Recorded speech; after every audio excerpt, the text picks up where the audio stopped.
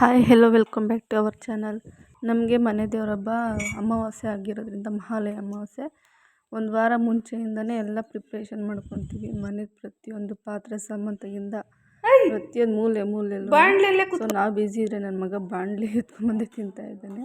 ಹಾಗೆ ನನ್ನ ಮಗನಿಗೆ ಸ್ಕೂಲ್ ಇತ್ತು, ಅವನಿಗೂ ಬೇಗ ಕಳಿಸಿ ನೆಕ್ಸ್ಟ್ ಅವ್ರು ಹೋದ್ಮೇಲೆ ನಾವೇನಾದರೂ ಕೆಲಸ ಮಾಡೋಕ್ಕಾಗೋದು. ಹಾಗೆ ಫಸ್ಟ್ ಅವನ್ನ ಕಳಿಸ್ಬಿಟ್ಟು ಆಮೇಲೆ ಕೆಲಸ ಮಾಡೋಣ ಮನೆದು ಅಂತ ನೋಡಿ. ದೊಡ್ಡ ಮಗನಿಗೆ ತಿನ್ನಿಸ್ಬೇಕು, ಚಿಕ್ಕ ಮಗ ಅವನೇ ತಿನ್ಕೊತಾನೆ. ಎಲ್ಲರೂ ಮನೆಗೂ ಹಿಂಗೇನೇನೋ ಗೊತ್ತಿಲ್ಲ, ನಮ್ಮ ಮನೆಗೆ ಮಾತ್ರ ಹೀಗೇನೋ. ದೊಡ್ಡವ್ರಿಗೆ ನಾವೇ ತಿನ್ನಿಸಿ ನಾವೇ ಪ್ರತಿಯೊಂದು ಮಾಡಬೇಕು. ಚಿಕ್ಕವ್ರು ಅವರೇ ಕಲ್ತ್ಕೊಂಡ್ಬಿಟ್ಟಿರ್ತಾರೆ ಇವ್ರನ್ನ ನೋಡಿ ನೋಡಿ ಅನಿಸುತ್ತೆ. ಸೊ ಅವ್ರನ್ನ ಎಲ್ಲ ಸ್ಕೂಲ್ ಕಳಿಸಿ ನೆಕ್ಸ್ಟು ನಾವು ಕೆಲಸ ಸ್ಟಾರ್ಟ್ ಮಾಡಬೇಕು. ಇನ್ನೂ ತುಂಬ ಕೆಲಸ ಇತ್ತು, ಅದನ್ನು ನಾನು ಕ್ಯಾಪ್ಚರ್ ಮಾಡೋಕ್ಕಾಗಿಲ್ಲ ಬ್ಯುಸಿ ಇದ್ದಿದ್ದರಿಂದ. ಈಗ ಹಬ್ಬಕ್ಕೆಲ್ಲ ನಮ್ಮ ಗಿಡದಲ್ಲೇ ಫ್ಲವರ್ ಹಾರ್ವೆಸ್ಟ್ ಮಾಡೋಣ ಅಂತ ಬಂದಿದ್ದೀನಿ. ತುಂಬ ಹೂವು ಸಿಕ್ತು, ಬಟ್ ಅದ್ರ ಜೊತೆಗೆ ಎಷ್ಟೇ ಇದ್ರೂ ಹಬ್ಬಕ್ಕೆ ಇನ್ನೂ ಬೇಕು ಅನಿಸ್ತಾ ಇರುತ್ತಲ್ವ. ಹಾಗಾಗಿ ಮನೇಲಿ ಸಾಕಷ್ಟಿತ್ತು, ಆದರೂ ಮತ್ತೆ ತಂದು ಎಲ್ಲ ಅದು ಒಂದು ದಿವಸ ಮುಂಚೆನೇ ಪ್ರಿಪೇರ್ ಮಾಡ್ಕೋಬೇಕು. ಹೂವುದು, ದೇವ್ರ ಮನೆಯದು ಹಬ್ಬ ಅಂದ್ರೇ ಹಾಗೆ. ಹಬ್ಬದ ದಿವಸ ಹೇಳ್ಬೇಕಂದ್ರೆ ಹಬ್ಬಕ್ಕಿಂತ ಹಿಂದಿನ ದಿವಸನೇ ಜಾಸ್ತಿ ಕೆಲಸ ಇರುತ್ತೆ. ಹಬ್ಬದ ದಿವಸ ಬರೀ ಮಾಡೋದಷ್ಟೇ ಇರುತ್ತೆ, ಅದರಿಂದ ಎಫರ್ಟ್ ಮಾತ್ರ ಜಾಸ್ತಿ ಇರುತ್ತೆ. ಹಬ್ಬದ ದಿವಸ ಅಷ್ಟಿರಲ್ಲ. ಸೊ ಎಲ್ಲ ಪಿಕ್ ಮಾಡಿ ಫೈನಲಿ ನಮ್ಗೆ ಹಿಡಿದು ಇಷ್ಟು ಹೂವು ಸಿಕ್ತು. ಸೊ ಇದನ್ನೆಲ್ಲ ಕುತ್ಕೊಂಡು ನಾನು ಕಟ್ಟೋ ಅಷ್ಟರಲ್ಲಿ ಒಂದು 2 hours ಟೈಮ್ ತೊಗೊಂಡಿರ್ತೀನಿ. ಸೊ ಬೇಗ ಮಾಡಿಕೊಂಡು, ಅದು ನನ್ನ ಮಗ ಎದ್ದಿದ್ದೆ ಫುಲ್ ಎಲ್ಲ ಹೂವು ದಾರ ಎಲ್ಲ ಕಿತ್ತಾಕ್ತಾ ಇರ್ತಾನೆ. ಹಾಗಾಗಿ ಅವ್ನು ಮಲಗಿದ್ದ ಅಂದ್ಬಿಟ್ಟು ಬೇಗ ಮಾಡಿಕೊಂಡೆ. ನಮ್ಮ ಒಂದು ಪುಟ್ಟ ಗಾರ್ಡನಲ್ಲಿ ಸಿಕ್ಕಿರೋ ಹೂವಕ್ಕೆ ನಾನು ಎಕ್ಸ್ಟ್ರಾ ಎಲ್ಲ ಸೇರಿಸಿ ಕಟ್ಟಿದ್ದೀನಿ. ತುಂಬ ಖುಷಿ ಆಗುತ್ತೆ. ನಮ್ಮ ಗಿಡದಲ್ಲಿ ನಾವು ಇಷ್ಟು ಅಂದರೆ ನಾವು ಹಬ್ಬದ ಸೀಸನ್ ಹೂವು ಮೊದಲೇ ರೇಟ್ ಇರುತ್ತೆ, ಅಂಥದ್ರಲ್ಲಿ ನಮ್ಮ ಗಿಡದಲ್ಲೇ ನಮ್ಗೆ ಸಿಗೋ ಹೂವು ನೋಡ್ದು ಆರಾಮಾಗಿ ಕಟ್ಕೋಬೋದು. ಆರಾಮಾಗಿ ಹಾಕ್ಕೊಂಡು ಒಂದು ಸ್ವಲ್ಪ ಸ್ಪೇಸ್ ಇರಬೇಕು ಅಷ್ಟೇ.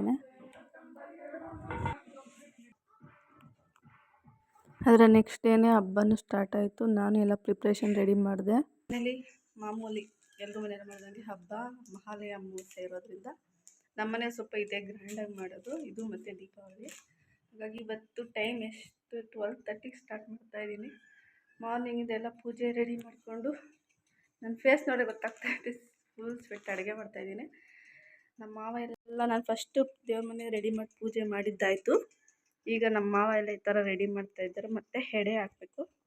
ನಾವೆಲ್ಲ ವೆಜ್ಜು, ಬೇರೆ ಕಡೆ ಎಲ್ಲ ನಾನ್ ವೆಜ್ಜು ಮಾಡ್ತಾರೆ, ಬಟ್ ನಮ್ಮ ಮನೇಲಿ ವೆಜ್ಜು. ಈಗ ಅಡುಗೆ ಪ್ರಿಪ್ರೇಷನ್ ಮಾಡ್ತಾಯಿದ್ದೀನಿ. ಎಲ್ಲ ದೊಡ್ಡ ಪಾತ್ರೆಯಲ್ಲಿ ಮಾಡ್ತಾಯಿದ್ದೀನಿ. ಫಸ್ಟ್ ಟೈಮ್ ಪ್ರತಿ ಸರಿ ಈ ಹಬ್ಬಕ್ಕೆ ನಮ್ಮ ಅಮ್ಮವ್ರು ಬರೋರು, ಇಲ್ಲ ರಿಲೇಟಿವ್ಸ್ ಬರೋರು. ಈ ಸರಿ ಯಾರೂ ಇಲ್ಲ. ಸೊ ನಾನೇ ಮಾಡೋಣ ಅಂತ ಟ್ರೈ ಮಾಡ್ತಾಯಿದ್ದೀನಿ. ಬರುತ್ತೆ ಅಂದರೆ ರೇರ್ ಅಲ್ವ ಈ ಥರ ಮಾಡೋದು.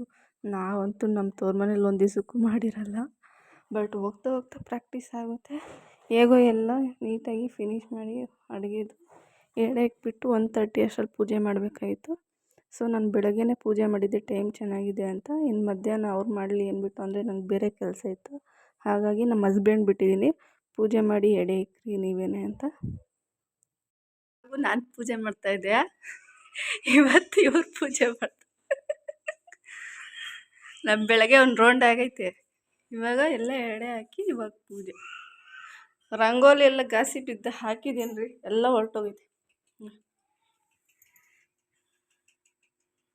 ಇಷ್ಟು ಐಟಮ್ಸ್ ಮಾಡಿ ಇದನ್ನು ನಮ್ಮ ಮಾವ ರೆಡಿ ಮಾಡಿದ್ರು. ಇದು ಇವಾಗ ನಮ್ಮ ಹಸ್ಬೆಂಡ್ ರೆಡಿ ಮಾಡಿದ್ದಾರೆ.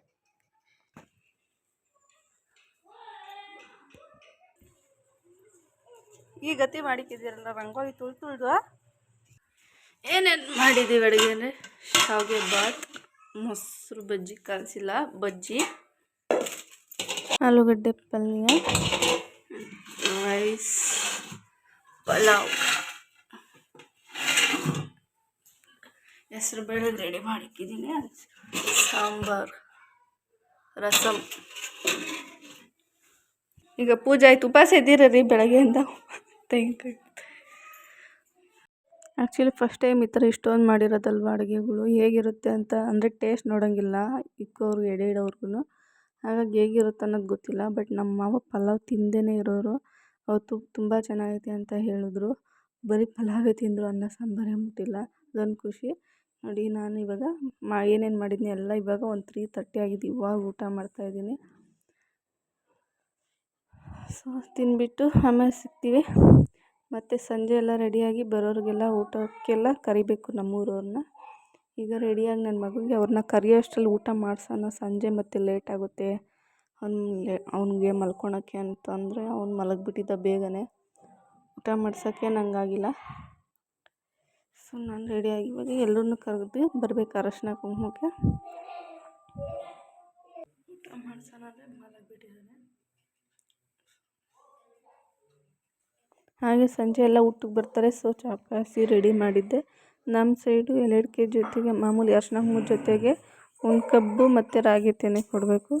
ನಾನು ಒಂದೊಂದು ಸ್ವೀಟ್ಸು ಕೊಡ್ತೀನಿ. ಸೊ ಇಲ್ಲಿಗೆ ಹಬ್ಬ ಎಲ್ಲ ಮುಗೀತು. Thank you for watching.